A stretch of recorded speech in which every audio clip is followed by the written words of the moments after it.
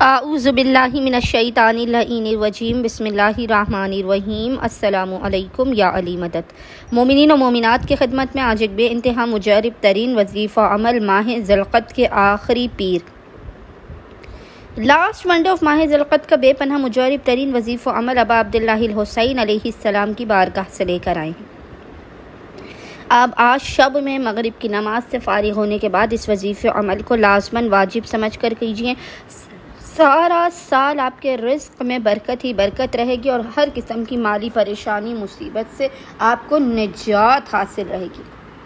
اگر آپ آئندہ آنے والے پورے سال تک خوشحالی کے ساتھ اپنی زندگی گزارنا چاہتے ہیں، امن و سلامتی کے ساتھ اپنی زندگی گزارنا چاہتے ہیں، اپنی زندگی سے ہر قسم کے دکھوں پریشانیوں آفات بلاؤ مصیبتوں کا خاتمہ چاہتے ہیں، عزت دولت شہرت کامیابی، اگر آپ یہ سب چیزیں چاہتے ہیں تو آج آپ بعد نماز مغربین سے لے کے نصف شب تک جب بھی آپ کو فرصت کے لمحات ملیں، آپ اس مجرب ترین عمل ابا عبداللہ الحسین علیہ السلام کو لازماً کریں۔ آپ کے تمام دشمن آپ کے قدموں میں ہوں گے،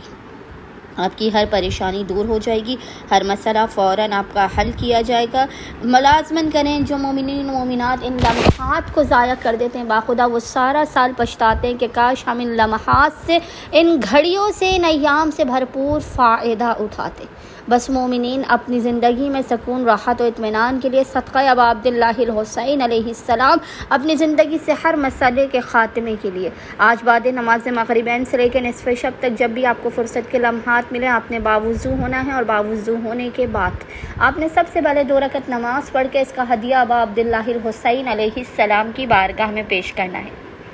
2 رکعت نماز کا ہدیہ ابا عبداللہ الحسین کی بارگاہ میں پیش کرنے کے بعد آپ نے مصلی ہی پر بیٹھ کے بنا کسی سے کلام کیے محمد اور آل محمد پر اول و آخر 7 مرتبہ، سب سے پہلے آپ نے محمد و آل محمد پر 7 مرتبہ 7 ٹائمز درود بھیجنے کے درمیان میں آپ نے سب سے پہلے 3 مرتبہ 3 ٹائمز سورہ